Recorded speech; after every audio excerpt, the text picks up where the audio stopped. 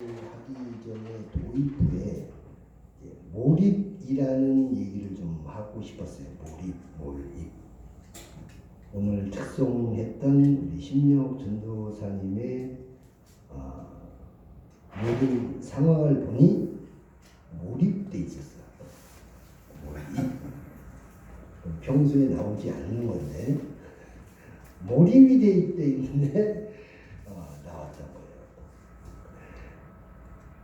일상적인 우리에게 주어지는 삶으로 몰입한다라고 얘기하기는 조금 부족한 것 같아요. 뭔가 계기가 필요해요. 내가 좋아하는, 내가 마음에 들어하는, 또 나하고 연관돼서 이루어지는 그런 것들이 전제가 깔려 있고 시간과 모든 것이 맞아 떨어질 때 처음에 딱 시작하면서 몰입하는 경우는 없어요. 그래서 몰입이 됩니다. 몰입에는 긍정과 부정이 있죠. 긍정적인 면은 나를 발전시키는 어떤 계기가 될 수도 있고 희열이 있고 기쁨이 있을 수도 있는데 안 좋은 부정적인 측면도 몰입에는 있습니다. 그것이 옳고 그름의 가운데 구분하지 않고 몰입이 이루어진다면 안 좋은 경우에는 일탈 내지는 파행이 될 수도 있어요. 파행. 그러나 현대를 살아가면서 몰입은 분명하게 좀 경험해봐야 우리가 늘상 있으면서 이루어져야 할 하나의 필수적인 일이라고 생각을 해요. 여러분들 얼마나 몰입을 하시나요? 몰입을 하다 보면 내 존재에 대해서 내가 살아있구나라는 것까지 느껴질 수가 있어요. 내가 살아있다라고 생각하는 게 그냥 하루 24시간 살아가면서 내가 이렇게 느껴지는 느낌이 아니에요. 내 존재가 어떤 것으로 인해서 내가 스스로 자각이 되고 다른 이들에게 나의 존재가 자각이 될 때 내가 살아있음을 느낍니다. 긍정적인 부분도 부정적인 부분도 거기에 포함되죠. 몰입이라는 것도 살아있구나라는 그런 과정에 충분히 조건을 부여해 주는 일이에요. 여러분들은 현실의 삶에서 얼마나 몰입을 하고 얼마나 살아있다고 느끼십니까? 한번 잘 생각해 보면 그리 많지가 않아요. 살아보니 사라지더라고요. 그게 다른 것 같아요. 사라지다가 어느 날 내가 살아있구나 또 느끼고. 오늘 세례 요한의 얘기도 성경에 보면 참 많은 믿음의 선배들이 나옵니다. 그 믿음의 선배들의 삶을 보고 우리의 삶을 비교해보고 결국 내 삶에 하나님의 마음과 뜻으로 적용시키는 목적이 있어요. 그런 의미에서 세례 요한의 이야기는 상당한 많은 의미와 우리에게 많은 교훈을 줍니다. 세례 요한을 얘기하기 전에 세례 요한 하면 예수님의 길 예비자로 일단은 성경에 기록되어 있어요. 오늘 누가복음 1장 17절에 내가 그를 예비하러 왔다는 그게 정확히 나와 있어요. 엘리야의 신령과 능력으로 주 앞에 먼저 와서 아버지의 마음을 자신에게 거스리는 자를 의인의 슬기에 돌아오게 하고 주를 위하여 세운 백성을 준비하리라. 내친다는 얘기는 아닙니다. 결국 아버지의 마음을 아들에게 전한다는 것은 아들이 잘못 나갈 때 아들의 마음을 전해서 아버지의 마음을 전해서 그 아들이 올바로 돌이키게 만드는 일을 하는 것이 아버지의 마음이고 어리석은 자를 슬기의 의인의 길로 돌이키게 하는 결국 주님의 그 길을 예비하는 예비자로서의 세례 요한의 목적과 삶의 그 모든 것이 이 한 구절 속에 다 담겨 있어요. 성경에 등장하는 세례 요한은 지금으로 말하면 누구의 정도가 될까요? 굉장한 인지도와 명성도와 모든 것을 그 당시에 사두개인과 바리새인 하면 종교 지도자급 사람들이었어요. 그런 사람들이 세례 요한, 요단강의 세례 요한에 나와서 머리를 내밀면서 세례를 받으려고 했던 사람들이 사두개인과 바리새인이었어요. 그 사람들이 뭘 했죠? 세례 요한이? 그 사람들은 지위와 이런 거를 가지고 세례하는 게 아니고 오히려 그들을 아주 책망했던 세례 요한의 모습을 뭐라면서 했어요? 이 독사의 새끼들 라고 하면서 그들을 책망을 했어. 그럼 지금으로 말하면 상당한 종교적 지도자, 존경을 받는, 그냥 일반적인 종교 지도자가 아니고 존경을 받는 지도자의 반열에 있던 사람이 당시의 세례 요한이었어요. 세례 요한의 출생이 어땠죠? 남달랐죠. 남달랐어요. 일반적인 어떤 출생이 아니고 그해 대제사장으로 선임된 사가랴와 이미 해가 끊긴 엘리사벳 사이에 아이가 들어졌어. 있을 수도 없는 일이었어요. 그거를 증명하기 위해서 가브리엘을 만난 상태에서 아이가 태어날 때까지 벙어리가 되는 시험을 사가랴가 하죠. 그리고 나타난 이름이 요한. 이스라엘 그 집안들은 자기들 집안에 내려왔던 그 이름들을 답습하는 그런 어떤 풍속이 있었어요. 그러니까 윤씨 가문이면 윤이라는 이름이 성이 들어가면 이름은 쭉쭉 해가지고 누구누구 해가지고 윤정자도 나왔잖아. 그러니까 윤정은 이름에 쭉 오는데 이창대가 나올 수가 없어. 그런 식으로 사가랴 지방에 요한이라는 이름이 없었음에도 불구하고 얘 이름은 요한이라라 라는 말씀에 더불어서 아이의 이름을 요한으로 지게 됩니다. 그리고 요한이 쭉 살아오면서 그 태생부터가 남달랐고 어느 정도 인지도를 가지고 있는 상태에서 비로소 누가 등장해요? 예수님이 등장합니다. 엘리사벳과 세례 요한과 예수님의 나이 차이가 얼마가 되는지 성경에 나오죠? 기억하시는 분 있어요? 6개월. 엘리사벳이 임신을 하고 마리아가 방문을 합니다. 그 시기가 6개월 정도 차이였어요. 그럼 서로 알고 지내는 그런 상황에서 예수님이 세례 요한으로부터 세례를 받은 시점이 30살이었어요. 30살 때까지 세례 요한과 예수님이 한 번도 만나지 못했다는 아닌 것 같아요. 그죠? 만났을 것 같아요. 만났을 것 같아요. 세례 요한의 삶을 돌아보면 4대 복음에 다 나와요. 마태, 마가, 누가, 요한 다 세례 요한의 얘기가 나오고 있어요. 조금씩 다릅니다. 똑같은 사건을 가지고 왜 이렇게 달리 설명이 되어 있을까라는 생각을 한번 해봅니다. 마태복음에는 이미 마태가 기록하는 거 보니까 세례 요한이 세례를 베풀 때 예수님이 세례 요한에게 나오는 그 상황을 보고 마태가 이미 알고 있는 듯한 표현으로 되어 있어요. 보라, 세상들을 지고 가는 어린 양이다. 이렇게 표현합니다. 그건 이미 예수님의 존재를 마태가 알고 있다는 그런 표현을 되어 있잖아.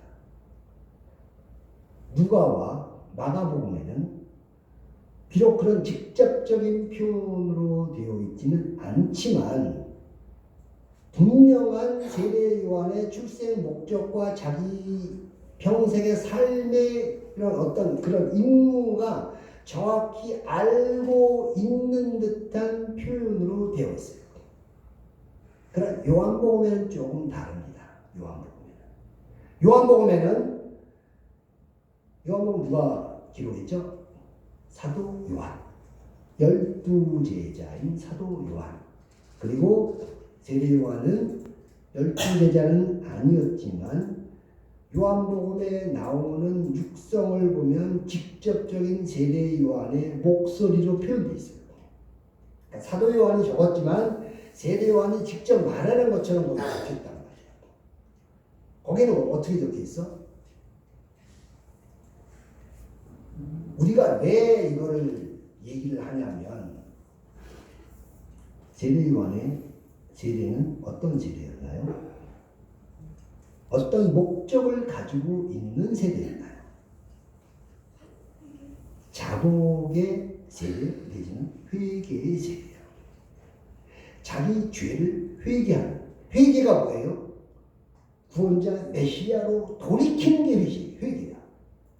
그럼 세례 요한의 삶의 목적이 길 예비자로 왔다면 나는 그의 신발끈도 들기가 버겁다는 것처럼 그는 흥해야 되고 나는 쇠해야 된다는 그런 말씀처럼 세례 요한은 예수님으로부터 돌이키게 만드는 회개의 세례를 물 세례를 주었고 내 뒤에 오신 이는 성령으로 세례를 주시는 결국은 뭐예요? 죄사함의 세례를 주시는 분입니다. 그럼 세례 요한은 죄사함의 세례를 받기 위해서 자기의 죄, 예수님께 돌이키게 만드는 회개의 물 세례에 함께 있어. 그럼 여기서 우리 일반적으로 예수님은 과거와 현재와 미래의 죄를 다 사해 주시는 하나님, 예수님 이렇게 표현하는 표현들이 굉장히 많이 있습니다. 이거는 분명히 잘못된 거. 이것이 오늘 세례 요한의 얘기를 하면서 나중에는 드러날 거예요. 한번 잘 비교해 보시기 바랍니다. 그렇게 세례 요한의 어떤 세례를 통해서 사람들에게 예수님께 돌이키게 만드는 그런 세례를 베풀었는데 그 세례의 중심이신 예수님, 곧 하나님이 자기에게 돌이키게 만드는 그 회개의 세례를 세례 요한으로부터 받을 이유가 있느냐라고 질문을 해본다면 이런 전제라면 받을 이유가 없어요. 근데 받았단 말이에요. 세례 요한으로부터 예수님이 세례를 받을 때 신학자들은 일반적인 그 해석을 어떻게 해요? 예수님 뭐라고 했어? 허락하라.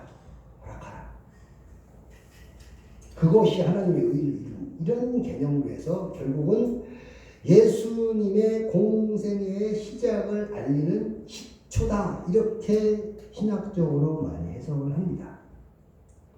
그러나 요한복음 1장 17절, 요한복음 1장 20절, 21절에 보면 이 말이 나오니까 그 말을 잘 한번 되돌이켜 보면 이 말이 틀렸다는 걸 알아. 세례 요한의 육성으로 기록된 요한복음 1장 20절에서 21절까지 보면 나도 그를 알지 못하였으나 이렇게 나와. 예수님이 세례 요한이 요단강에서 세례를 주고 있는데 예수님이 나오는 걸 보고 나도 그를 알지 못하였으나 내게 물로 세례를 주라 하신 명령하신 그가 말씀하시길, 그가 누구예요? 하나님이잖아. 하나님이 말씀하시기를 누구든지 어리게 성령이 비둘기같이 내리는 것을 보면 그가 하나님이 보내신 자로 알게 하셨으니 내가 이제 그를 이스라엘에 드러내노라. 이렇게 표현되어 있어요. 그러면 예수와 세례 요한의 관계는 알고는 있었으되 가운데 세례 요한이 증거해야 될 메시아가 예수인 것은 몰랐다는 얘기죠. 그럼 세례 요한으로부터 예수님이 세례를 받으신 정확한 이유는 그가 증거해야 할 메시아를 알게 하는 하나님의 역사였다. 이렇게 보면 됩니다.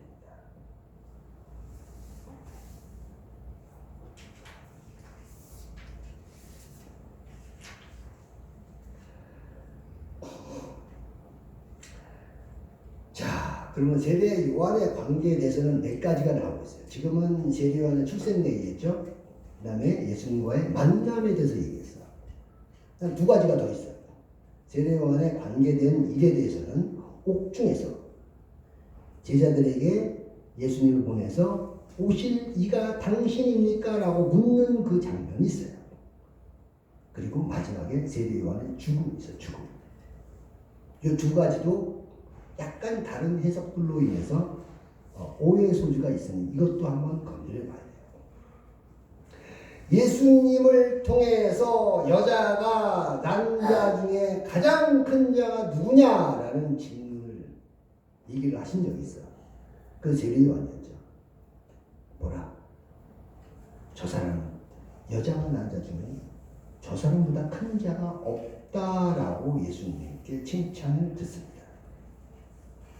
그리고 그는 홍하게 되고 나는 쇠해야 된다.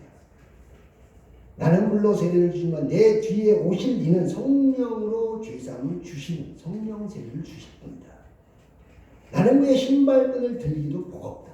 이런 모든 것으로 예수님의 존재에 대해서 그리고 자기의 삶의 목적에 대해서 분명하게 알고 삶을 이끌어왔던 그 세례 요한이 옥에 갇혀서 옥에 갇힌 뭐죠?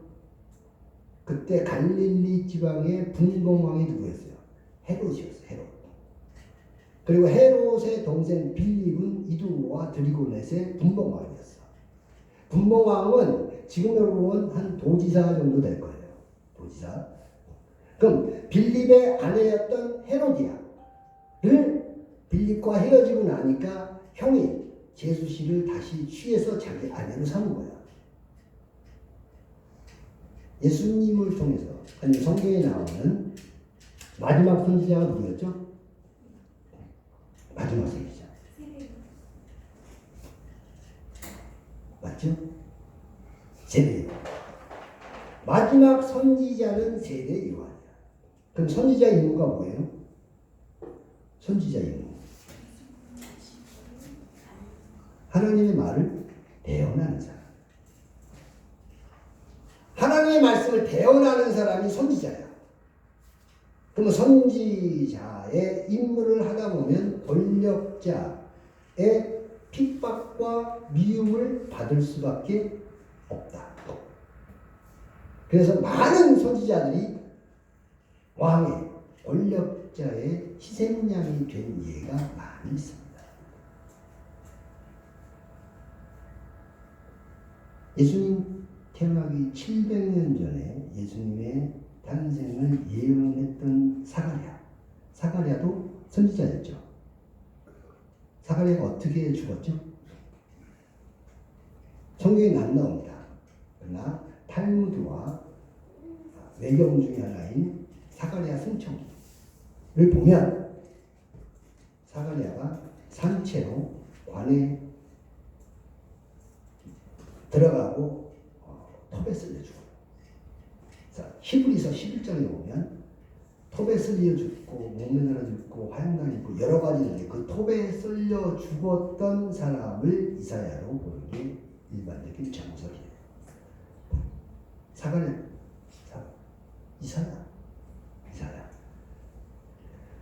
그러면 선지자의 임무는 왕의 잘못된 집정자 아니면 권력자들의 잘못된 부분, 하나님한테 올바로 서지 못한 부분들을 지적을 해서 그것을 돌이키게 만들고 하나님께 회개케 만드는 게 선지자의 임무예요. 거기에는 하나님의 율법과 윤리적인 어떤 죄도 거기 다 포함돼요. 윤리적인 죄도. 그럼 빌립의 아내를 헤롯이 취해서 했던 그 윤리적인 죄. 이방 왕이었지만, 이방 집권자였지만 결국은 마지막 선지자로 얘기됐던 세례 요한의 눈에는 잘못된 거예요. 하나님의 기준에 비해서는 잘못된 거예요. 그러니까 얘기를 합니다. 거기에서 헤로디아의 미움을 받아서 옥에 갇혀. 옥에 갇히고 보니 제자들이 묻습니다. 아직도. 그때 우리 세례할 때 저쪽에서 그 했던 그분 있잖아요. 그 양반한테 많은 제자들이 다 몰려가고 있습니다. 그런 말을 하니까 세례 요한이 제자 둘을 보내면서 뭐라고요? 오실 이가 당신입니까? 라는 말과 함께 제자들을 예수님한테 보내요. 그러니까 사람이 극한 어떤 상황에 하면 약간 이렇게 핀도가 돌 수 있다. 뭐 이런 개념으로. 근데 그거는 성경의 말씀과 옳지 않아요. 맞지 않아요.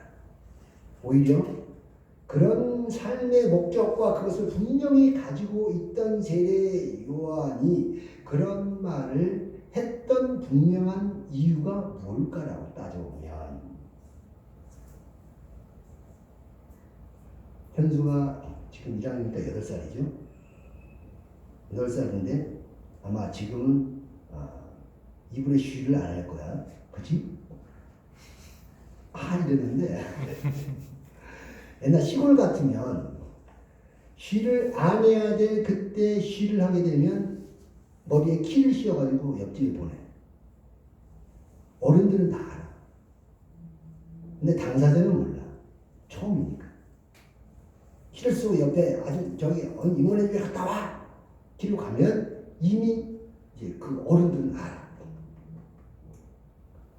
그래서 세례 요한의 두 제자가 예수님께 가서 오실 이가 당신입니까? 라고 우리 스승님이 물어보라 하시더이다. 오실 이가 당신입니까? 그때 대답이 뭐였어요? 사두개인이 부활의 문제와 더불어서 얘기를 할 때 이렇게 해서 다 결혼했던 그 여자가 나중에 죽어서 부활하면 누구의 7형제 중에 누구의 아내가 되겠습니까? 이런 질문을 한 적이 있습니다. 이때 예수님이 뭐라 했어? 너희가 알지도 못하고 성경도 하나님의 능력도 알지 못하는 거로 뭐라고 해서 오해했다 그래서 오해했다. 결국은 하나님의 말씀을 오해했기 때문에 그런 질문이 나오는데 여기에 대해서 두 제자에 대해서 예수님은 그래 내가 그야 라고 얘기한 게 아니야.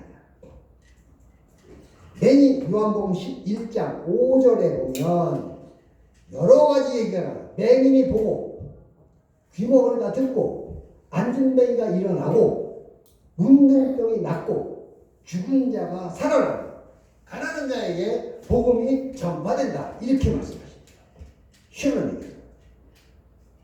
구약에 예언되어 있던 메시아의 그 능력과 예언을 들어서 이런 일을 행하는 나를 보고 내가 그 메시아인 줄 알라라고. 결국 이렇게 돼야 세례 요한이 그는 흥하여야 되고 나는 쇠해야 된다는 그런 말과 정확히 맞아떨어집니다. 결국 옥에 갇힌 세례 요한은 목이 잘려 죽죠. 목이 잘려 죽어요. 옛날 잠실대교 건너서 자양역 구의역 바로 앞에 있는 해민병원이라고 있어요. 제가 전도사로 있을 때 해민병원에서 사역을 하면서 일주일에 한 번 이상 해민병원 나가서 전도를 한 적이 있어요. 전도를 했고 또 성경 공부도 같이 진행을 했고 그 어떤 권사님이 이 얘기가 나오면서 세례 요한의 죽음을 허망한 죽음이라고 그렇게 표현한 적이 있어요. 야, 이게 팽당한 거 아니냐? 사냥개를 열심히 쓰다가 사냥개 쓸 일이 없으면 사냥개를 삶아먹는다는 게 팽이잖아요. 토사팽. 세례 요한이 예수님으로부터 그렇게 칭찬받다가 결국 그 죽음이 그게 뭐냐?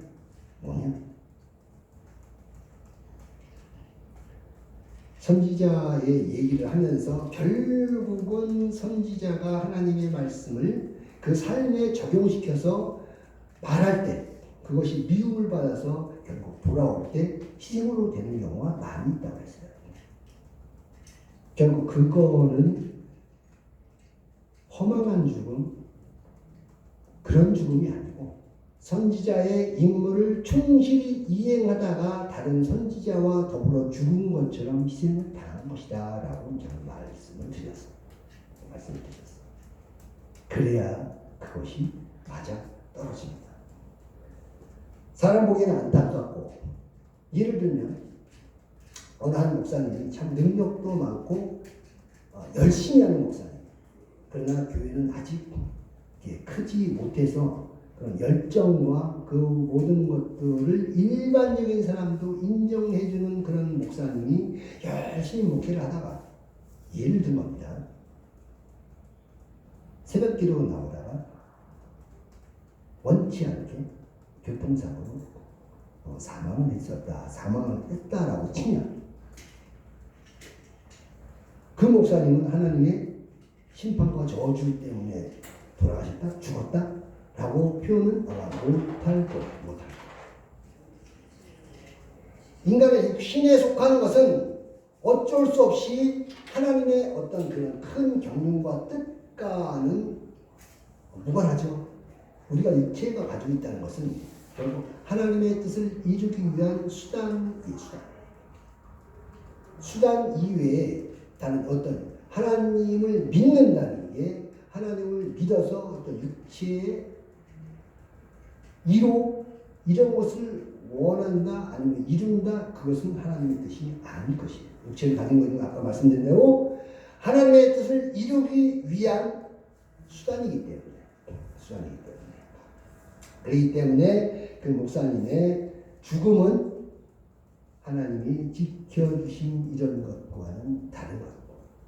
이제는 얘기가 될 수 있죠. 아까 제3이 과거, 현재, 미래의 죄까지 다 사해줄 수 있다라고 하는 것은 거기에는 원죄와 자범죄가 혼용돼 있어요. 같이 돼 있어요.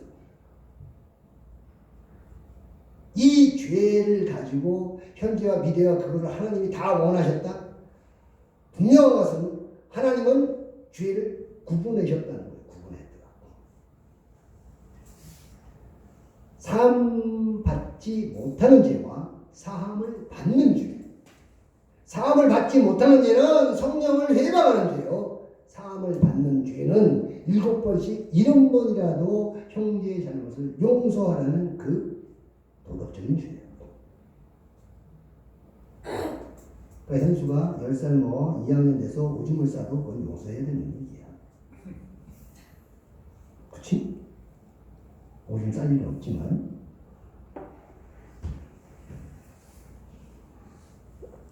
웃지 않아?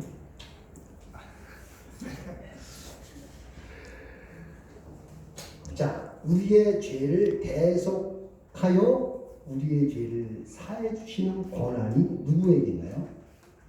하나님에게 있습니다. 하나님에게 있습니다. 세례 요한의 죽음은 육체를 입고 있는 우리 사람들의 한계를 정확히 보여줍니다. 하나님이 원하시는 뜻은 육체의 환경이 아니고 성령님이 주시는 영생이라는 명령을 우리는 이 말씀을 통하여 다시 한번 깨닫고 알 수 있다는 거죠. 마태는 15장 9절에 보면 사람의 계명으로 교훈삼아 가르치니 나를 헛되이 경배한다라는 말씀이 있습니다. 하나님의 뜻을 오해해서 결국 사람의 뜻으로 하나님의 뜻을 잘못 알아서 경배하고 섬기는 일은 없어야 될 것입니다. 죽기까지 하나님의 명령을 잊지 않았던 세례 요한의 삶을 다시 한번 돌아보고 세례 요한이 나온 그런 몇 가지 사건들이 있죠. 출생 사건, 예수님과 세례 요한이 만났던 사건, 옥중에서 세례 요한이 예수님을 의심했던 그런 비슷한 그 사건, 그리고 세례 요한의 죽음까지. 그래서 예수님이 그때 죽인 헤롯이 이 길을 막 예수님이 어떤 그런 나오니까 세례 요한이 살아났다니까 놀라잖아. 죽음 뒤에 다시 한번 거론되는 건 있지만 그건 이름만 거론되는 거니까. 그렇게 네 가지 사건만 정확히 성경적으로 구분할 수 있다면 세례 요한에 대해서는 어느 정도 어떤 목사님의 설교 말씀을 듣더라도 구분을 할 수 있겠다라는 생각이 듭니다. 요한일서 5장 16절 17절 제가 요거는 같이 한번 찾아볼까요? 한번 읽어볼까요? 요한일서 5장 16절 17절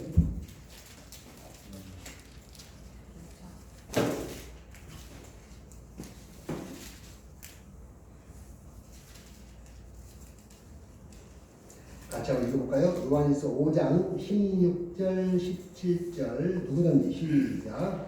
누구든지 형제가 사망에 이르지 아니하는 죄에 범하는 것을 보거든 구하라. 그리하면 사망에 이르지 아니하는 범죄자들을 위하여 그에게 생명을 주시리라. 사망에 이르는 죄가 있으니 이에 관하여 나는 구하지 않는다. 모든 우리가 죄로를 사망에 이르지 아니하는 죄도 있다. 형제가 죄를 범하는 것을 보거든 하나님의 이름으로 가서 권하라 그랬습니다. 권하라. 그래도 말을 듣지 않으면 두세 사람이 함께 가서 권하라. 그리고 교회의 이름으로 구하라 그랬어요. 교회의 이름으로 권하라. 그래도 듣지 아니한다면 이방인처럼 내버려둬라.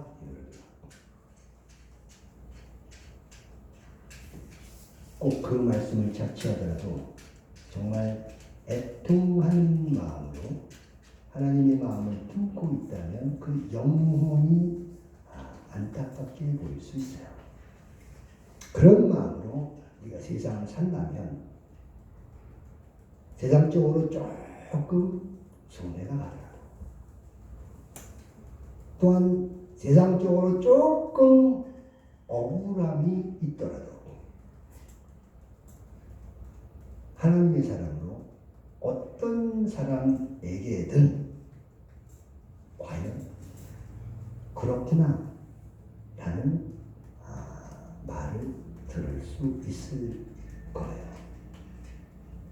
그런 마음을 가지고 또한 하나님을 향한 몰입이 있다면 그것이 엇나가지 않고 올바른 길에 접어든 몰입이라고 한다면 우리의 삶은 훨씬 더 풍성해지리라 생각합니다. 그렇게 사는 여러분들이 되시길 바랍니다.